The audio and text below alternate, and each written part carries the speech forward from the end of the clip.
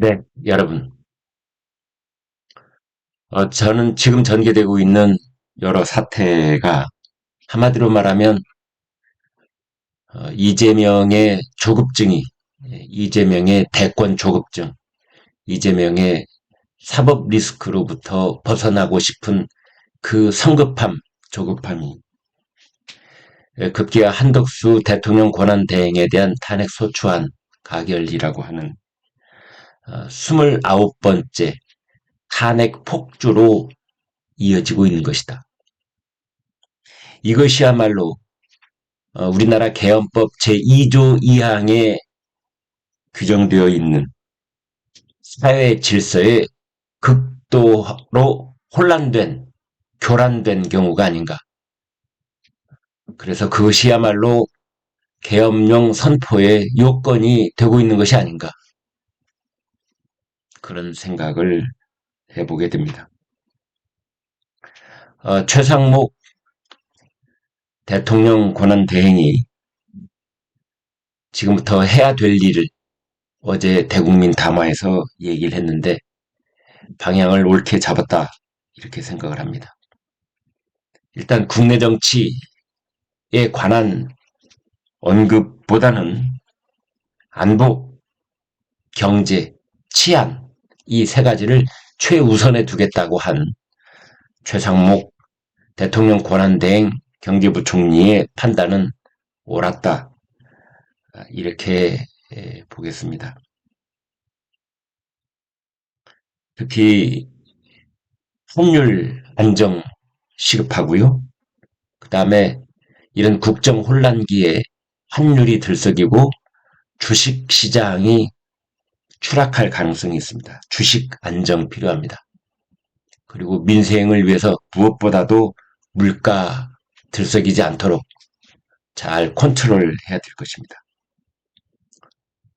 제가 최상목 대통령 권한대행에게 당부하고 싶은 것은 특별하게 이것입니다. 이런 국정 혼란기를 맞이하면 이른바 사회의 불안 세력들이 길거리와 광장을 장악하고 온갖 불법, 극악무도한 시위와 집회를 이끌어갈 가능성이 있습니다. 용산 대통령실은 물론이고 한남동에 있는 대통령 관저까지를 공격하기 위한 여러 가지 방책들을 고안을 해서 주말마다 혹은 주중에도 여러 가지 불법적이고 과격하고 그런 폭동과 폭력적 시위를 벌여나갈 가능성이 매우 높습니다. 이것을 최상목 권한대행은 특별하게 단속을 하고 철저하게 질서 유지를 할 수 있도록 대비해 줄 것을 당부합니다. 그 다음으로는 지금 김건희 특검하고 내란죄 특검 이것이 이제 국회로 제2요구를 할 것인지 공포를 할 것인지가 1월 1일이 시한입니다. 이 두 가지를 어떻게 할 것인가가 우선 당장 최상목 권한대행에게 떨어진 발등의 불입니다. 제가 최상목 권한대행에게 제안을 한다면 김건희 특검을 수용을 하고 내란죄 특검은 거부하는 것이 일단 합리적일 것이다. 왜냐하면 내란죄 특검은 이미 공조수사본부에서 수사를 진행하고 있는 사안입니다. 그래서 그 결과를 보고 이제 판단해도 늦지 않을 것이다. 이렇게 보여지고요. 김건희 여사에 대한 도이치모터스 또는 명태균 국정 개입 의혹, 공천 개입 의혹 이런 것 등등은 이제까지 김건희 여사와 관련해서 수사가 본격화된 적이 없기 때문에 그건 특검으로 수용할 만한 것이 아닌가 이런 판단입니다. 그러나 김건희 특검 거부, 내란 특검 거부 둘 다 거부를 하더라도 결국은 최상목 대행에게 주어진 가장 중요한 정치적 쟁점으로서의 제 임무는 헌법재판관 3명 임명할 것인지 말 것인지 이 여부일 것입니다. 결국은 한덕수 전 권한대행이 물러나게 된 것도 이 헌법재판관 임명을 보류하겠다고 공식적으로 입장을 밝힌 뒤에 벌어진 일들입니다. 이제 야당에서는 한덕수 권한대행에게 했던 것 못지않게 엄청난 압박을 최상목 권한대행에게 쏟아부으면서 재판관 임명을 서두르라고 할 것입니다. 저는 최상목 권한대행에게 제안을 합니다. 지금 국민의힘이 한덕수 권한대행에게 바로 재판관 임명을 거부한 이후로 탄핵당한 한덕수 권한대행에게 그 권한대행의 표결 절차를 놓고 권한쟁의 심판과 가처분 신청을 했습니다. 권한쟁의 심판, 가처분 신청을 헌법재판소에 냈습니다. 아마 헌법재판소는 서둘러서 이것에 대한 결정을 내려야 할 것으로 보여집니다. 따라서 이게 다 연결되어 있는 겁니다.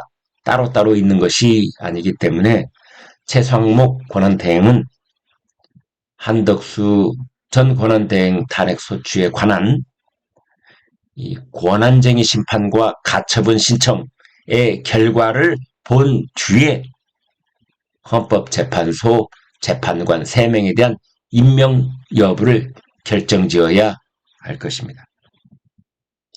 그 사이에 여야가 헌법재판관 3명 임명에 관한 타협을 할 수 있다면 다행일 것입니다. 예컨대 지금 국민의힘 1명 추천 그리고 더불어민주당 2명 추천으로 되어 있는 것을 국민의힘도 1명, 더불어민주당도 1명, 그리고 여야가 합의한 제3의 인물을 1명 더, 뭐 이런 방식이 됐든 혹은 또 다른 방식이 됐든 헌법재판관 임명에 관한 여야 합의가 있으면 좋겠지만 그럴 가능성은 제로에 가깝다고 저는 봅니다. 지금 헌법재판소는 3가지 당면한 그 심판 과제를 떠안게 됐습니다.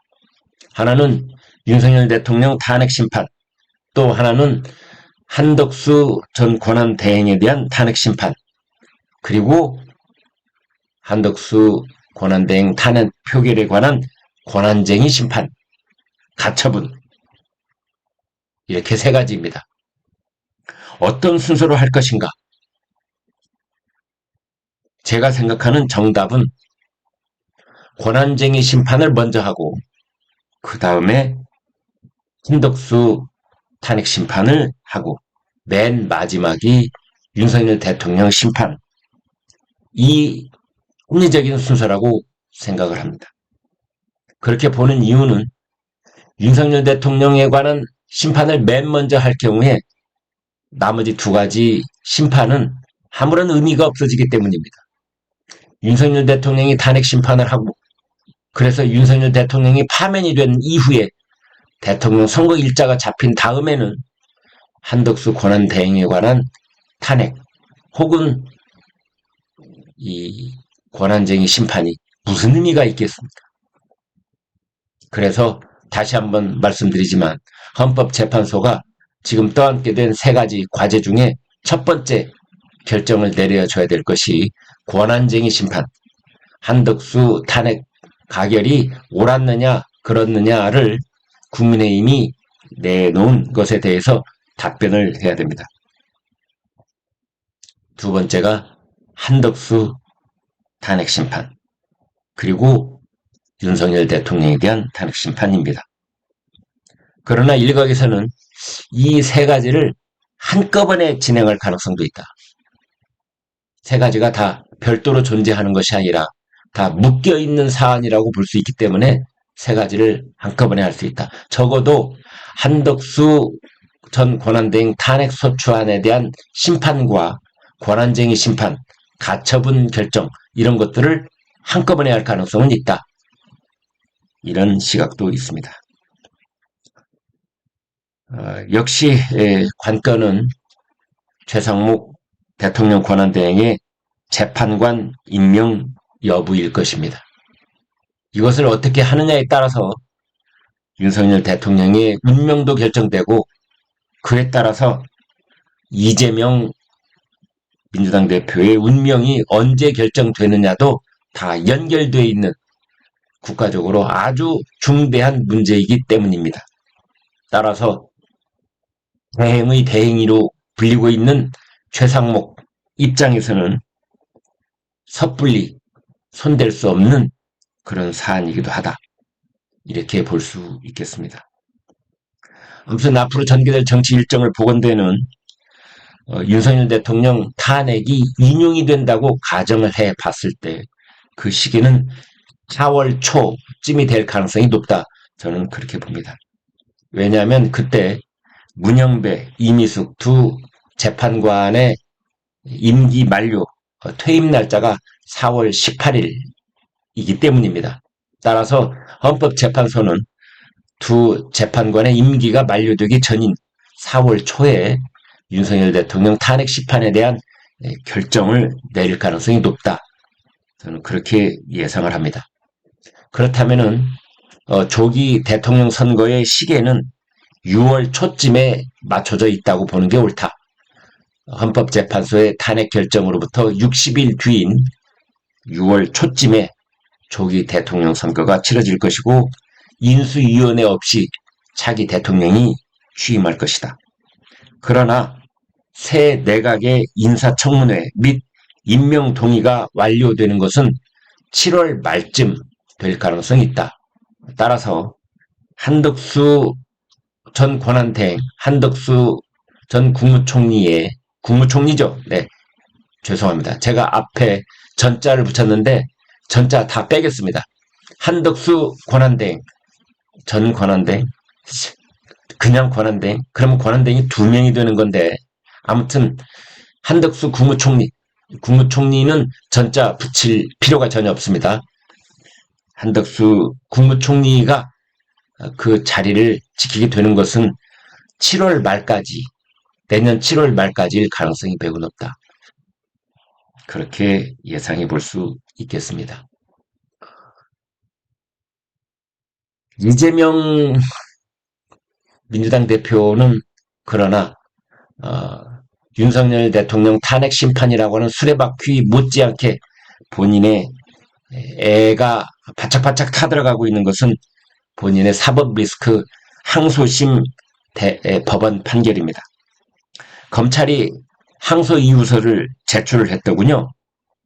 그러면 늦어도 서울고등법원이 2월 말 이전에 항소심 공직선거법 위반 선고가 있을 것이라고 그렇게 기대를 해봅니다.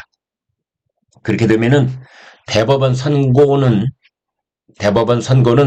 그로부터 석 달 뒤 5월 말 이전이기 때문에 그렇게 되면 이재명 대표의 대선 날짜보다 대법원 확정 날짜가 먼저 나올 가능성이 높다. 저는 그렇게 예상을 합니다. 그래서 일각에서는 이재명의 운명에 대해서 이렇게 말합니다.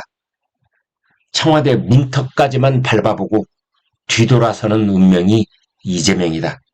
이런 얘기도 하고 있습니다. 여기서 한 가지 지적하지 않을 수 없는 것은 국민의힘 의원들 108명 그 맥빠진 모습에 대한 보수 지지자들의 커다란 실망감이 있다는 사실입니다. 국민의힘 의원들 대통령이 탄핵되고 대통령 권한대행이 탄핵되는 이 참담지경에 이르러서 그 흔한 공식투쟁, 그 흔한 삭발투쟁하는 사람 한 명 없습니다. 왜 우원식 국회의장이 2가지 표결 절차를 현격하게 위반했는데도 그것에 대해서 국회 윤리위에 제소조차 하지 않는 겁니까? 탄핵 정족수를 무단으로 단독 결정을 하고 이 절차를 무시하고 이 투표를 종료선언을 했는데도 왜 우원식 국회의장에 대해서 윤리위원회 제소를 하지 않는지 정말 너무나 답답하고 한심합니다. 네. 네. 오늘 아침 신문들은 국민일보는 한 번도 본 적이 없는 막장적 정치다. 한덕수 대통령 권한대행까지를 탄핵한 것을 그렇게 통탄했습니다. 동아일보 헌정사 초유의 대행의 대행 뭐 이런 말을 썼는데요. 엄격하게 보면 이건 틀린 말입니다. 대행의 대행이 아니라 대통령 대행입니다. 최상목 경제부총리가 한덕수 대행을 대행하는 것이 아닙니다. 최상목 부총리는 윤석열 대통령을 대행합니다. 그래서 대행의 대행, 뭐 무슨 뜻인지는 알겠습니다만 형식윤리적으로는 틀린 말입니다. 정대철 헌정 회장이 조선일보하고 인터뷰를 했는데 그 야당이 권력이 눈앞에 보이니 성급해졌다. 국가 공백에 대한 책임 똑같이 져야 한다. 이런 말을 했습니다. 네, 맞는 말이라고 생각을 합니다. 검찰이 김용현 전 국방장관 기소장이 이제 나왔는데요. 그 내용 중에 계엄 선포 당시에 윤석열 대통령이 총을 쏴서라도 본회의장에 들어가서 끌어내라 라는 지시를 했다는 대목이 적시되어 있습니다. 이재명 한동훈부터 끌어내라. 또 계엄 해제가 가결된 이후에도 내가 두 번, 세 번 계엄 선포하면 되는 거야 라고 계속 지시를 내렸다고 하고 네 명이 국회의원 한 명씩 들쳐업고 나오라고 해. 뭐 이런 지시를 했다라는 것이 아직 사실 확인이 된 것은 아닙니다만 일단 검찰 특수본의 김용현 기소장에 적시가 돼 있다고 오늘 아침 신문이 일제히 보도하고 있습니다. 아무튼 거대 야당, 특히 이재명 29번째 탄핵 폭주, 이것은 이재명의 조급증에서 비롯된 것이고 이러한 탄핵 폭주 29번, 이것이야말로 사회 질서를 극도로 교란시켜서 계엄법 제2조 2항에 의거한 계엄 선포의 요건, 이것이 자꾸만 생각나게 하는 그런 상황이라고 말씀드리겠습니다. 여러분, 고맙습니다.